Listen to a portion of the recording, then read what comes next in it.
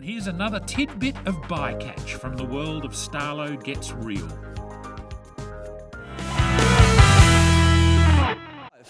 And here we are, we're with Steve Starling across here, and of course this is the beast in the background, and you have given this thing an absolute flogging for nearly 2 years, haven't you? Yep, it's just coming up to the 2-year mark right now actually, and the thing I can say about my MotorGuide is I have not missed a day's fishing, haven't missed an hour's fishing due to any sort of malfunctions or whatever with the electric motor, and I've never been able to say that in the past. Now, when these motors first came out nearly 2 years ago, there was a big launch up at the Gold Coast, and immediately I was pretty impressed with, firstly, how quickly that motorhead went around, but secondarily, and more importantly for my fishing, it was the fact that it had this jog function on the spotlight. Like if you were in not quite the right spot, one hit of the button and you were there. So tell us how that all works. Yeah, I think you've probably nailed the things that I like most about the MotorGuide Xi5. Fast response time, so when you press the control or you use the foot pedal, I just tend to use the remote hanging around my neck all the time. It spins much more quickly than some of the rival ones, so you're around to that new direction straight away. But as Steve mentioned, the anchor function to lock yourself onto a spot works straight away, and it really does keep you on that mark. And then it's got that amazing jog function, so you press any of the direction arrows once and you move 1.5 metres or 5 feet on the old scale in that direction and then re-lock up again. So you can imagine if you're working along the face of a weed bed or a drop off or a row of snags, you fish that one, no one home, hit the right hand button, 1.5 metres right, fish that next one. Oyster lease, you can work one tray, one post at a time and then along to the next one. And if you want to hit it 3 times, it moves 3 times 1.5 metres, whatever that is. So if I was any good at maths, I wouldn't be a fisherman.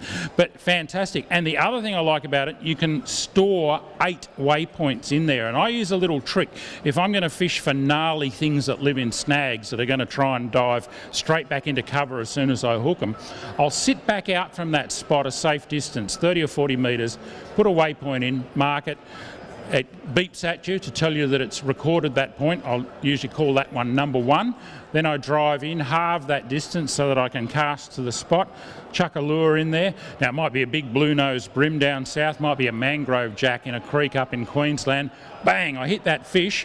He's going for cover. I just go, hit button 1 and the boat goes and hauls out of there and drags the fish out. And I can't tell you how many big fish I've caught using that trick. One thing though, you need to tell your boating companion that you're doing it, because MotorGuide decides it's going to get you back to that spot at absolute maximum revs. So there is a chance your mate might end up in the water, but you can come back and get him after you've netted the fish. I think that is only a minor consideration really, because if you have wet mate, fish, what wins every time? Fish. Starlo, we've got one of the motors here, and look, they're a very simple motor. Wear and tear wise, you put a lot of hours on it. What do I need to look at maintenance wise when I'm using one of these motors? Yeah, I've knocked a fair bit of paint off the lower unit of mine just banging into oyster covered rocks and oyster leases and things like that. And where you've knocked that paint off, the salt will get in underneath the coating and you will start to get a little bit of bubbling and blistering. So just keep an eye on that. I just rub that back on the edges and give it a hit with a bit of primer every now and again.